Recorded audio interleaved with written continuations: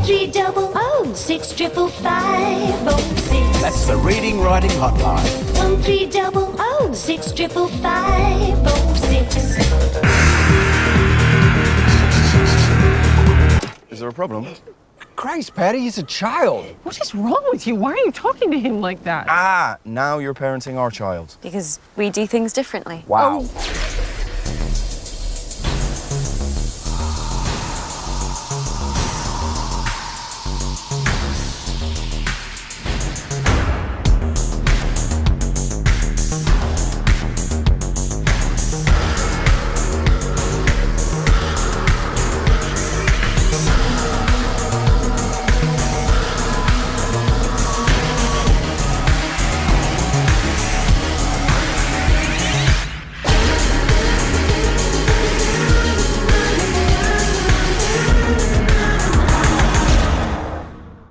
Welcome back, fans, to the Complete Guide to Horror Movies podcast. Today, we are tackling a remake of a previous episode that we've already done. I'm, of course, talking about Speak No Evil, the 2024 US remake, written and directed by James Watkins. This is, of course, the remake of the 2022 Danish-Dutch film of the same name, which BP recommended. Now, this film stars James McAvoy, Mackenzie Davis, a whole bunch of other people, and like the original, it follows an American family who are invited to stay at a remote farmhouse of a British couple for the weekend, and the hosts soon begin to test the limits of their guests as the situation escalates. Jason Blum unfortunately serves as a producer through the shitty Blumhouse Productions banner. I don't care, I hate Blumhouse.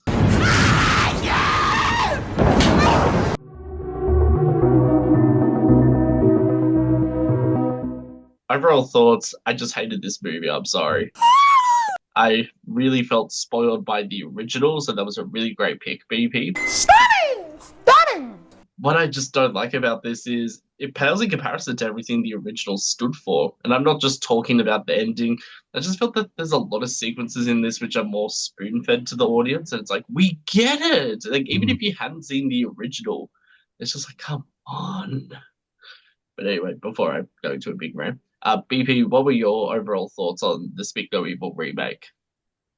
Look, I don't understand why this was remade to start with, given it was, we're 2 years old, I think the original was, or just over 2 years or just under. The first one had maybe 15 minutes at most of like Danish subtitles or whatnot on it, but you could still read it. And then the rest was in the English. So then when I heard when this came out, I was just baffled why. And then I just thought, I don't really care if people hear this, but America having to be the best and wanting to do, everything their way. And I knew the ending would be changed. I was like, there's no way they're going to stick with that ending. Because you'd only ever see that in like an Australian or Europe film, to be honest. Yeah. It's not going to be in an American film. So I think watching the original and then watching this, I didn't understand why it needed to be done. And I was really just pissed off watching it. If I came in not knowing the original, I probably think this is all right. But I just can't help think of the less than 2-year-old remake in the back of my head. So to this, I feel like it's really pointless. It didn't add anything. Everything lacked depth, the love that the first one had. And the payoff was just shit. Yeah. That's my thoughts. No, I agree. It's the tricky thing too with remakes where I look at some remakes that I really loved, especially in the horror genre. Like there's The Ring, which of course was a remake of the Japanese Ring. And to me, both films are so different, but play to their own strengths. Likewise, is that a car? Anyway, there's also The Grudge, which has had numerous Western remakes. And I mean, Western remakes tend to be like the start of a brand new franchise for America, as long as it's done differently, there's actually some substance to it. But then there's some others which are just so unnecessary, like this one, that I think, what is the point? Yeah. Yeah. Coop, what are your overall thoughts? It was complete and utter dog shit. This was a cash grab if I've ever seen one. Yeah. I agree with Byron. Like the ending, come on. Like I turned to my partner when this ended and I said to her, I'm surprised the American anthem didn't start playing at the end of this movie. America My Face is saying everything that you need to know.com. Yeah. Seriously. All the nuances of the original were completely missed. Yeah. As you said, Justin, it was spoon-fed to the audience. Like bottom of the barrel, like the dumbest person ever, was who this was meant to appeal to, as if they wouldn't get it. Yep. All the tension of the original was gone. People just spoke through their lines as if it was just something that had to be done. America! The couple in this, it just didn't pack the same weight at all. They weren't scary. They just, and as particularly towards the end, they were just like running around like madmen, and they weren't working together like they were in the original, which was what made it so dark and so cold. Like that was probably the biggest thing, is like the coldness of the original, which is set you on edge, was just not there at all. And then of course with that goddamn ending, I just can't, like, it's just insanely bad. And I just read this and I can't, this actually shocks me. The person who wrote and directed this was James Watkins, who did Eden Lake, which that had one of the darkest endings.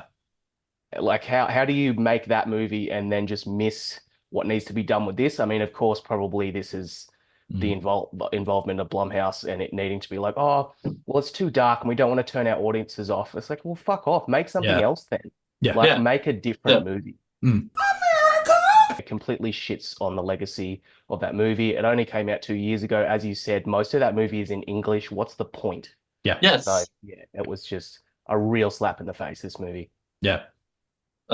I remember I was going to bring that up in trivia about the connection with Eden Lake having the same director, and you just think, what was the reason? I haven't been able to find anything as to why the ending was originally changed, but I do want to note that on Wikipedia, if I scroll all the way to the bottom, so the original writer-director of the Danish original, Christian Tafdrup, criticized the changed ending, saying, "I don't know what it is about Americans, but they are brought up for a heroic tale where the good must win over the bad, and this version of the film cultivates that." And it's just like, seriously. It's just one of those things where, you know, sometimes I do think, oh, maybe Eden Lake or, Martyrs or some other horror movies which have such bleak endings, like the original Speak No Evil. Maybe the ending could be changed a bit, but then I always think, no, that's why I like those movies, because they were different and against the grain. Whereas this is just Americanization, and not for me. No. Don't be telling America, that's my face. America. Oh, America.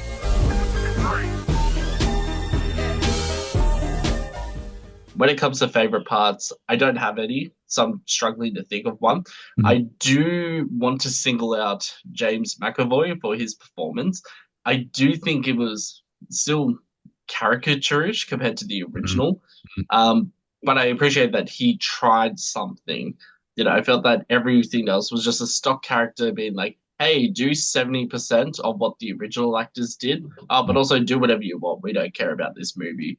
Whereas I felt James McAvoy was trying to be more sociopathic, more psychopathic. There were some scenes where I'm watching this where he yells at the kid, and of course these are mirror the original, but I almost felt a bit like, whoa, okay, that was a bit more hurtful or a bit more shocking. But that's it. I hate the colors of this movie. It looks like cement. Looks like something Mike Flanagan would do. I just annoy in a good way. No other positives. BP, do you have any favorite parts? Yeah, look, I mean, like from an aesthetic point of view, like it's beautiful scenery or where it's shot. If they're trying to make that, believe it looks like the original. I thought the wife in your one, Justin, in your background, I thought she was actually pretty good out of anyone, to be honest. I thought her acting was pretty convincing. That's really it. Yeah. And Coop, do you have any favorite parts? I do, not many. The soundtrack was okay. When I was watching it and it came up to the bit where they were going to do their choreographed little TikTok dance or whatever. Cotton Eye Joe. Yeah, exactly. I was like, well, in the original, that like German techno house song was like the catchiest shit ever. And I was like, this song better be fucking catchy. And Cotton Eye Joe, I'll give it that. yeah, I was going into it, I was like, surely at least James McAvoy will kind of save this a little bit because, like, what's that movie he's in? Split. I think Yeah. he did a really good job in that. So I was like, I know he can play a lunatic, but I really feel like he phoned it in on this, and that's probably a lot to do with the direction and the script. The fact that like a lot of it was like there was a lot of changes in the first act, but a lot of things were the same. There was a lot of the same lines, but of course it was just delivered in a way where it's like very on the nose. Yeah. And he tried a little bit to get that eeriness, but it was just too, yeah, there was just absolutely no nuance to it at all. But yeah, I think he tried, but I think he was probably, marred by a shit script and terrible direction. Yeah, agreed. There's also a changed element in this movie that I do want to talk about as the least favorite part. So it's pretty much the thing is I don't know whether to believe the character or not. James McAvoy's wife slash possible person that he may have kidnapped originally or whatever. They make it seem like as though she was the first ever child victim to be kidnapped. And it's like, but wouldn't they mean that her tongue would be cut out as well? I don't know if she was just saying that to try and save her own life towards the ending, but then rewatching it, I'm like, I just think it was a poor attempt by Blumhouse or the writer, director, whoever else is responsible to try and make this too different from the original. Whereas I just love the original. That's what I'm gonna say. Yeah.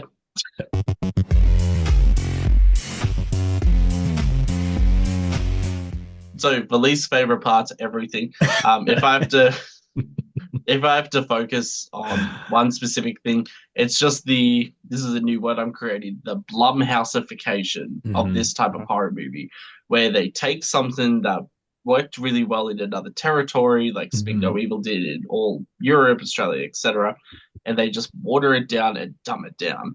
And I hate it so much, because I've seen this with a lot of other horror movies too, where I'm just like, why would you? Yeah. If I have to pick something that I really, really hate, it's actually the editing of this movie too. I felt that the original installment, when it stays on a shot, it stays on it for a purpose. It's to build up suspense, or it's nice little tracking shots or zooms. Yeah, like the camera work is really great in the original. Here, nothing stood out to me. There wasn't a moment where I'm like, whoa, that was cool, or wow, this was better than the original. I mean, even like BP's zoom background where the kid shows his cut off tongue, it just looks so fucking stupid compared to the original, where it's just like, wow, that's like a weird, like, tongue that's been cut off, burnt, whatever. Like, it looks more shocking compared to this crappy remake. Throw it out! I get really frustrated by this movie. I think it's one of the most frustrating movies we've watched. I guess just the overall question is, why did this need to happen? It pisses me off. It's actually made a shitload of money at the box office because it puts to shame the original. I think the original could have made that, if not more. I just don't understand why, like watching it, everything was changed. And like Coop said, it was weird. It's like they tried to do their own thing with scenes, but then they do the exact copy in other scenes. Like the dancing scene was outside with Cotton Eye Joe. The original was in the living room with a different German song. Music. And more music. One, two. And of course, academia. It was just confusing. I didn't know what they were trying to be like. Yeah, it's a remake, or we're trying to make it different, but it just, the payoff was really shit. As you said, Coop, it just, yeah, it lacked, I guess, that like uneasiness and sort of like awkward, that tension. It just didn't really have any of that. Even when they left and then came back, for the stupid rabbit or whatever it was, I would advise anyone to watch the original and to skip this, piece of shit. Oh, yes, definitely check out the original. Don't even watch this one. Don't even watch this podcast episode. No, I'm kidding. Coop, what were your least favorite parts? We got a spare hour and a half. Yeah, like I said, pretty much all of it. Like I said, all the nuance of the original was missed on this. As you said, BP, they tried to change up all the little bits that were still the same from a dialogue perspective, but then just completely missed. One of my least favorite things was the way they absolutely butchered the scene where he sort of takes him out into the wild and they The have screaming. the screaming, yeah, which was such a beautifully shot scene in the original. And then it was just like, let's walk out into a field and then scream, and then that was it. And I was just like, God damn, like they're not even trying. Um, I thought Scoot McNairy did a terrible job. I thought he was the worst thing about this movie. And that says a lot. There's a lot to hate about this movie, but I thought his acting was really bad. Mackenzie Davis, did what she could. I thought she did, an all right job, as you mentioned. The ending, oh my God, like where do we even begin with that? Like the reveal came too early. When the reveal happened, it was shoved down your throat. Like they're literally pointing one to the other, like as if you're not going to get it from seeing a couple of photos like you do in the original. Like it's just insulting to an audience. And I know that's probably what you need to do to have success in America, I guess. America. Yeah, the ending, my God, like they just took everything away from even what they were trying to build in this movie about them being like a creepy couple, this, that, and the other was just completely taken away in the end. They completely lose control. They're arguing and bickering with each other, and it's just, yeah, it doesn't make any sense. The fact that they have the scene where they're talking about like the transferring of money and all this, that, and the other, like that didn't need to be mentioned. And that was what was so scary about the original. Is like obviously that's implied, but like someone, old Joe Blogs is going to go, oh, but why do they do it? Oh, money. Like, yeah, ridiculous. And yeah, as I said, the big happy ending is just, it's dreadful. I'm honestly surprised the American anthem didn't play at the end because it was just that sickly sweet, everybody goes home happy ending. Why even bother? Just, yeah. Terrible cash grab. Very disappointed in James McAvoy because he is actually a good actor. Very disappointed in sorry, what was his name? James Watkins, because Eden Lake is definitely one of my favorite thriller movies. And that is a movie that understands how uncomfortable things need to be and how bleak an ending you need if you're trying to create this kind of movie. And just all of that was lost on this. I could go on, but like I'm just going to be saying the same shit over and over again. It was bad, needless, no nuance, wasn't scary, wasn't uncomfortable. It just was. Yeah. And to add to your, sorry, you go, BB. Sorry, I was just going to say, Coop, imagine if they added just to torture us, like, having an American flag flying out the window and then playing like Holiday Road and National Lampoons as the car. Oh, yeah. At the end. Like Bruce Springsteen or something. Like, yeah, Born in the USA. I was going to say that something similar, like at the end it gets to the credits and then it's just like a blooper reel and it's set to Fergalicious by Fergie and it's like the kids doing the TikTok dance and they're like, stop it, you're being silly. Like God. I was waiting for something similar. I'm like, why is this? We sound like bitter old people. We're like, why is this too happy? But it's true. Like, this is supposed to be a dark movie. Yeah, exactly. It was kind of like when we're talking about like the Child's Play remake. It's just like if you want to make that movie, make that movie. Don't call it. If you want to have this thriller where like there's sort of like a half burn of like how bad it could be, and then they fail, and then everybody goes home happy. Just make that movie. Make the movie you want to make, and don't, tarnish the legacy of a perfectly good movie. Yeah, I mean, and it's like, don't leech off the original title. Like, make your own movie, Yeah. and make it different enough to go, okay, that makes sense, rather than trying to be something and then you dabble back into the original, then you dabble back out. It makes no sense. I would love for is it Jason Blumhouse? Is that his name? Yeah. Jason Blumhouse, give me 10 bullet points of justification why this movie needed to be made within a 2-year period of the original coming out. Like, it's ridiculous. I swear, Blumhouse has this reputation now where a lot of movies they've produced, made, written, whatever, in the past 10 years especially, have just leached off existing IP. I mean, there was Paranormal Activity, Next of King. That did not need to be a Paranormal Activity movie. It could have just been its own separate found footage bullshit. Yeah. Likewise, there's Speak No Evil. There's, I was going to say Megan, but it's not Megan. There's like a ton of others where just like, you could just make your own movie, as we've all said, and not slap an existing IP onto it. Mhm. Oh, that was the other one, Fantasy Island, which, you know, I watched the original 70s, 80s Fantasy Island as a kid, and then the movie came out with Lucy Hale, and I was like, okay, this actually would have been a good horror movie because it does have some really great twists and everything. Yep. But why did they have to slap the Fantasy Island label onto it? Which is what I don't understand. It could have been its own separate thing. But yeah, that's how Blumhouse works, I guess. But oftentimes it doesn't actually lead to box office success. So I'm like, what is the point of slapping IP onto it? And before anyone comes at us for being harsh in this movie, my justification is there's two movies which we haven't done, which is Wrong Turn and Quarantine. So Quarantine was based off Wreck.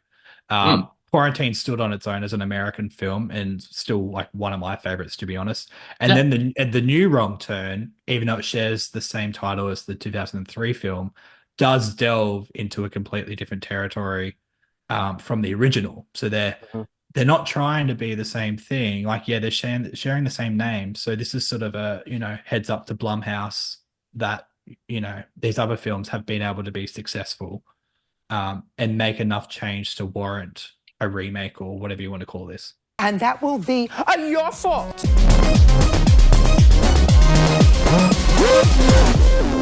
For ratings and final thoughts, I am going to give this a 2.5 out of 10. I can't really give it anything more. Obviously recognize that this is shot in a professional manner. That's the only points I'm giving it. Hate everything else about it. BP, what do you give? Sorry, what score do you give? I really wanted to give this worse than we gave April Fool's Day because that was very pointless. But I'm feeling nice. I think 2.5 is good given the very few good points that we gave this film, but I just can't forgive them for what they did to the original, given the time frame of when the original one came out. There's no need for what happened, and the payoff was not worth it. So 2.5 is more than justified in this case. Yeah. And Coop, last but not least, what score do you give Speak No Evil Remake? I'm going to give it 1 out of 10, and that 1 is purely because of Cotton Eye Joe. And that, one Cotton Eye Joe out of 10, I guess. Yeah.